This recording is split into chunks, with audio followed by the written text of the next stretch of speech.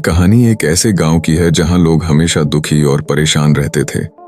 उनके जीवन में कठिनाइयां थीं, गरीबी, बीमारियां और अंधविश्वास।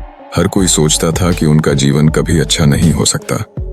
ग्रामीण लोग निराशा और नकारात्मकता में फंसे हुए थे और उन्होंने अपनी समस्याओं से हार मान ली थी। एक व्यक्ति गांव के रास्ते पर चलते हुए जा रहा था, जो थका हुआ और चिंतित है। वह अपने मन में सोच रहा था कि मैंने बहुत मेहनत की, लेकिन कोई फायदा नहीं हुआ। मेरा जीवन तो हमेशा यही रहेगा, कठिन और दुखों से भरा। जैसे तैसे गांव के सभी लोग अपना जीवन यापन करते थे। एक दिन महात्मा बुद्ध पास के गांव से गुजरे। लोगों ने सुना कि बुद्ध बगल के गांव में आए हैं, तो वे बुद्ध से मिलने गए और अपनी समस्याओं के बारे में पूछने लगे। गांव के एक व्यक्ति के विनम्र पूर्वक बुद्ध से कहा कि हमारा जीवन बहुत कठिन है, हमें कोई रास्ता दिखाइए, हम सुखी क्यों नहीं हो सकते। तभी गांव के दूसरा व्यक्ति बुद्ध से कहता है कि हर दिन हम संघर्ष करते हैं, लेकिन हमारे जीवन में कोई बदलाव नहीं आता। क्या यह हमारा नसीब है? बुद्ध शांतिपूर्वक सुनते हैं और फिर एक गहरी सांस लेते हैं। बुद्ध कहते हैं कि तुम्हारा नसीब वैसा ही है जैसा तुम सोचते हो। यदि तुम सोचते हो कि तुम्हारा जीवन दुखों से भरा है, तो वही सच हो जाएगा। लेकिन यदि तुम सोचो कि तुम्हारा जीवन सुखी हो सकता है, तो यह भी सच होगा। यह सब तुम्हारी सोच पर निर्भर करता है। फिर महात्मा बुद्ध कहते हैं कि सोचो, दो किसान हैं, दोनों एक ही बीज बोते हैं। पहला किसान हर दिन सोचता है कि उसकी फसल अच्छी होगी और वह मेहनत करता है।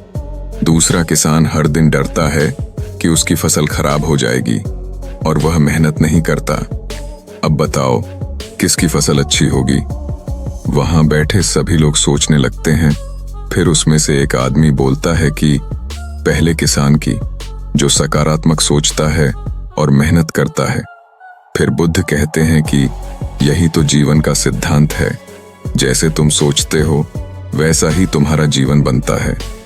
जो व्यक्ति अच्छे विचार रखता है, मेहनत करता है, उसका जीवन सुखमय होता है। लेकिन जो व्यक्ति नकारात्मक विचारों में फंसकर बैठ जाता है, उसका जीवन कठिन हो जाता है। गांव के लोग महात्मा बुद्ध की शिक्षा को समझने लगते हैं और अपने जीवन में बदलाव लाते हैं। महात्मा बुद्ध की बातें सुनकर ग्रामीणों के मन में आशा की किरण जागी। उन्होंने अपनी नकारात्मक सोच को बदलने का निश्चय किया। वे सोचने लगे कि यदि वे सकारात्मक सोचें और मेहनत करें, तो उनका जीवन भी बदल सकता है। गांव के एक व्यक्ति बोला कि मैंने अब अपनी सोच बदल दी है। मैं हर दिन मेहनत कला और अपने जीवन को बेहतर बनाने का प्रयास करूंगा। तभी गांव के दुष्ट व्यक्ति बोला कि मैंने अपनी पुरानी नकारात्मक सोच को छोड़ दिया, अब मेरा जीवन भी बदलने लगा है।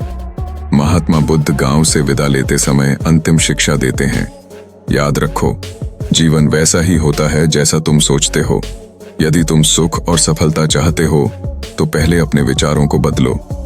जो व्यक्ति अपने मन को नियंत्रित कर लेता है, वही अपने जीवन को भी नियंत्रित कर सकता है। अपने मन को अच्छा और सकारात्मक रखो और जीवन को सुंदर बनाओ। महात्मा बुद्ध की यह शिक्षा आज के समय में भी उतनी ही सटीक है। जैसे आज हम सोचते हैं कि हमारे जीवन में कठिनाइयां हैं, वैसी ही हमारी सोच बनती जाती है। लेकिन अगर हम सोचें कि हम अपने जीवन को बदल सकते हैं, तो हमें सफलता और सुख की प्राप्ति होती है। दोस्तों, महात्मा बुद्ध की यह शिक्षा हमें याद दिलाती है कि हमारी सोच ही हमारा जीवन बनाती है। यदि हम अपने विचारों को सकारात्मक रखेंगे, तो हमारा जीवन भी सकारात्मक हो जाएगा। इसलिए जैसा सोचोगे, वैसा ही जीवन पाओगे।